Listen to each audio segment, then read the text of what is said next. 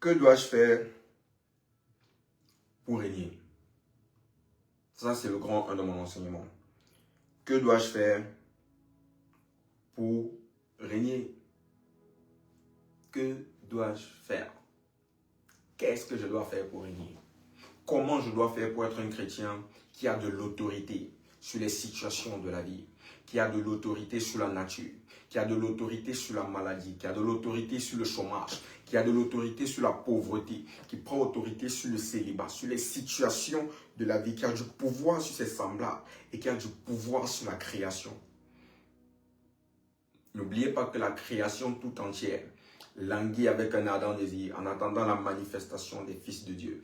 La première chose que je dois faire pour régner, c'est que je dois prendre conscience de mon identité. Ça, c'est la première chose que je dois faire pour régner. Pour régner en 2026, je dois prendre conscience de mon identité en Christ, de mon identité d'enfant de Dieu. Je dois premièrement prendre conscience de mon identité.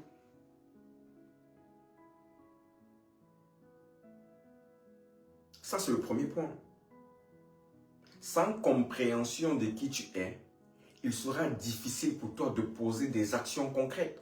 Sans compréhension de d'où tu viens, de qui est ton père, de qui t'a envoyé, il sera très difficile, voire même impossible pour toi de poser des actions concrètes.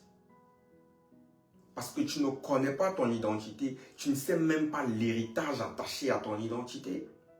Vous savez, de manière populaire, lorsqu'on parle d'héritage, les gens voient directement l'héritage matériel. Les voitures, les maisons, les comptes en banque. On est directement focalisé là-dessus. Pourtant, la première chose qu'on hérite lorsqu'on vit au monde, c'est le nom. C'est la première chose qu'on hérite. C'est le nom. Le nom que ton père te donne, le nom que tes parents te donnent. On te l'impose à la limite. Et lorsqu'on te donne un nom, on te donne une orientation.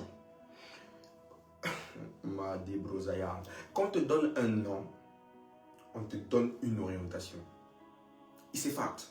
Donc la première chose que je dois faire en tant qu'enfant de Dieu, si je veux régner dans ce monde, je dois prendre conscience de mon identité en Christ. Car si je ne prends pas conscience de mon identité en Christ, il sera difficile et impossible pour moi d'exercer mon autorité et le pouvoir que me confère le nom de Jésus. La conscience a quelque chose de magique, c'est que la conscience légitimise tes actions. La conscience légitimise tes croyances. La conscience oriente tes croyances. La conscience te délivre de l'imposture et te donne d'éviter d'être influencé par le regard et le questionnement d'autrui. C'est ça que produit la conscience. Moi, je ne vous parle pas d'être là et de dire que je sais. Non. C'est parce que beaucoup de personnes savent que rien ne change. Mais la prise de conscience change toutes les choses.